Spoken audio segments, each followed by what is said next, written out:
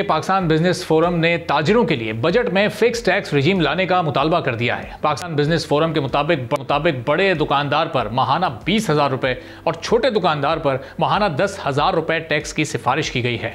हुकूमत ने ताजिरों को टैक्स नेट में लाने के लिए ताजिर दोस्त स्कीम लॉन्च की थी, जो बुरी तरह से नाकाम हो गई थी, जिसके बाद FBR ने फौरी तौर पर अपनी टैक्स पॉलिसीज में तब्दीली का प्लान बनाया था। FBR ने छोटे ताजिरों से टैक्स वसूल करने के बजाय बड़े रिटेलर्स के खिलाफ कार्रवाइयां शुरू करने की एक स्ट्रेटेजी तैयार की थी, जिसके बाद FBR रिटर्न्स, डेटा सिक्योरिटी और कमर्शियल बिजली की कंजम्पशन के डेटा की बुनियाद पर बड़े ताजिरों को रजिस्टर करेगा। फी दुकान रिटेल आउटलेट पर फिक्स टैक्स की मौजूदा पॉलिसी मुअत्तल की जाएगी। हुकूमत ने करंट फिस्कल ईयर के फर्स्ट क्वार्टर में हदफ 10 अरब रुपए रखा था और सेकेंड क्वार्टर के लिए TDS की वसूली का हदफ 23.4 अरब रुपए रखा गया था, लेकिन FBR ये दोनों ही अहदाफ हासिल करने में बुरी तरह से नाकाम साबित हुआ है।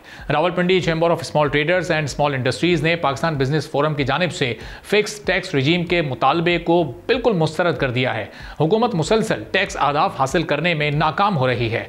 रवा माली साल के पहले 7 माह के दौरान टैक्स शॉर्टफॉल 468 अरब रुपए से तजावुज कर चुका है।